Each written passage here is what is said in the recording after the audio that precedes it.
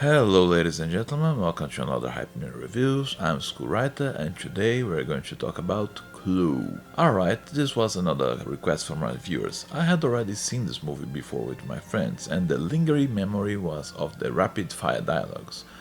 Is this place for you? Indeed, no, sir. I'm merely a humble butler. What exactly do you do? I battle, sir. So is this a forgotten gem as people say? Let's find out. So, what is it about?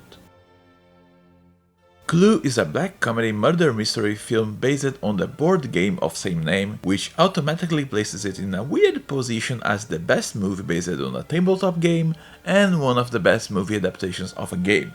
Launched in theaters in 1985, it was directed by Jonathan Lynn, who co-wrote the story with John Landis. It was considered a box office failure at the time and had a rather peculiar quirk that ultimately was considered to be the cause of its downfall. It had 4 different endings, one having been exited in production and the other 3 were spread through different theaters. Meaning, if you wanted to see all the endings, you had to see the movie 3 times in 3 different places. Set in 1954, the movie tells a rather peculiar story set in New England. In a stormy night, 6 people arrive at the manor, each one being greeted by the butler Wadsworth, played by Tim Curry, and each guest is referenced only through a pseudonym to maintain confidentiality. Colonel Mustard, played by Martin Mull, Miss White, played by Madeline Kahn, Mr. Speacock, played by Eileen Brennan, Mr. Green, played by Michael McKean, Professor Plum, played by Christopher Lloyd, and Miss Scarlet, played by Leslie Ann Warren. They are invited for dinner, and then the murders started. Visuals. It's interesting to learn that Clue was Jonathan Lynn's first foray into directing. Since this is a movie set inside a manor, it would be very easy to phone in and rely on the quality of the script and the actors, but the camera work is quite solid from the get-go. Nothing superb, but solid. Since this is a movie of the 80s, you can see that the focus is to let the dialogues breathe and develop. So you have longer shots with both sides of the conversation being framed more often than not, but there will be tracking shots, downward angles, and a really smart use of framing in order to set the Anticipation of what may happen. The shot won't be centered on the character in focus, giving a wide berth for something to happen in either side. Same thing for the use of light and shadows. Solid, knowing when things are to be obscured or when to highlight specific spots or in the middle of the darkness. In fact, there are several moments where the camera purposefully feels wonky, but it's in order to attract the viewer's attention to something specific or diverge the attention for the viewers from something specific. They may set up a gag or just hover from a corner. At first, the camera in a specific scene may look simplistic, but when you watch it again, you notice that the framing reveals new clues about what happened. So I'd say that it knows what it intends to do, which is to heighten the acting.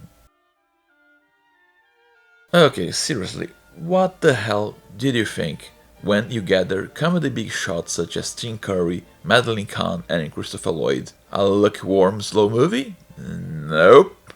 Every single one of these actors play their roles in an absurdly controlled but bombastic way. But every one of them is bombastic in a completely different way. Tim Curry, as usual, is absurdly good as the nearly unflappable butler with bursts of manic energy. Lloyd plays the chivalrous, barely contained pervert.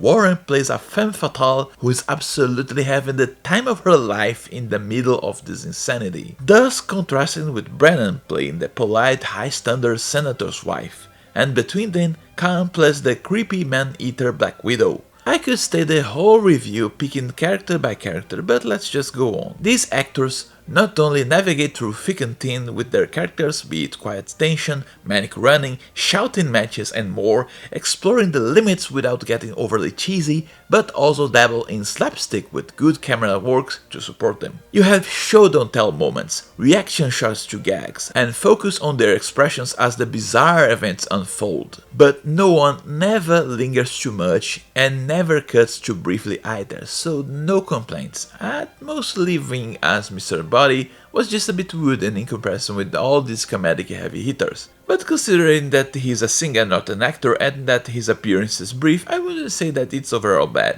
But again, a cast full of stars acting the hell out of it, mostly looking as if they are having a lot of fun, wouldn't elevate the movie without a good writing. Yep, everything you heard about this movie, both good and bad, is correct. Everything. Clue has a really good repertoire of my favorite kinds of jokes. Nearly all of them can be seen here. You had wordplay. He had threatened to kill me in public. Why would he want to kill you in public? Double entendres. I love them all, but the one I love the most are the rapid fire jokes. These are basically extinct nowadays, sadly, and to me they are the gold standard of comedy because you need to have a really good witty writing with good solid acting. The actors can't break the rhythm and the delivery, going again and again with the jokes toppling jokes. And here we can see it happening over and over. I've admitted nothing. Well, you paid the blackmail. How many husbands have you had? Mine or other women's? Yours. 5. 5. Yes, just the 5. Wait, who wrote this again? Oh, that explains a lot. Yeah, that explains why the dialogues are by far the best part of this comedy. They are snappy, witty, with a really good timing. In fact, this movie does have a really good sense of timing and pacing. You had the sudden jolts of activity whenever someone dies, then interceded with some briefing rooms and comedy before things get frantic again. Different kinds of jokes revolve so you won't get fed up with one kind, and while there is tension, it never goes beyond what the movie established by being a dark comedy. And yes, things can go really dark. Hilariously dark. There is a nice slow shift of mood with some proper gravitas that starts to wane as the corpses start to pile up. But more than that, it goes into spoiler territory. Outside of the comedy, there are interesting hits against the McCarthyism and the Red Scare, homophobia and paranoia, and it's quite surprisingly in tune with Mel Brooks' style of making fun of the haters, not the hated. Mr. Green is being blackmailed because he is an homosexual working for the government in the 50s, which is quite accurate as far as I can tell. But the very few jokes about his homosexuality are how the horn dogs in the room are suddenly afraid of him and how he is immune to the charms of the femme fatales. That's it.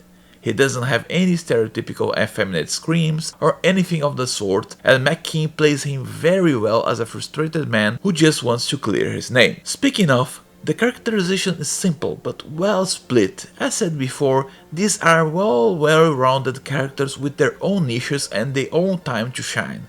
At worst, I wish Dr. Plum had more screen time. From the main guests, he's the one who acts less. And yeah, this movie was killed by its gimmick.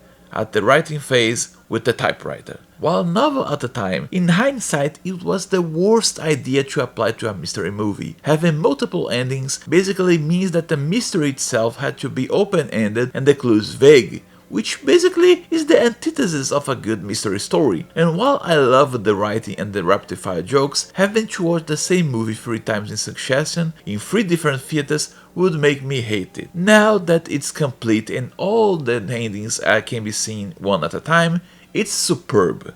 But while the framing does give the immediate clues to the overall mystery, the spine of it has to be delivered from nowhere.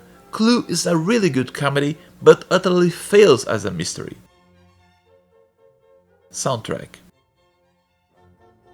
This will be another short one. The soundtrack is also quite surprisingly solid and good. Everything is orchestrated. Since this was the 80s, it keeps in tune with the music of Friends of the 50s, but also accompanies the emotions of the story and characters.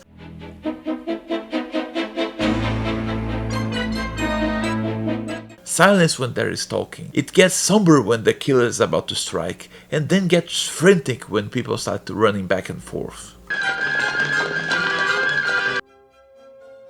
Final thoughts.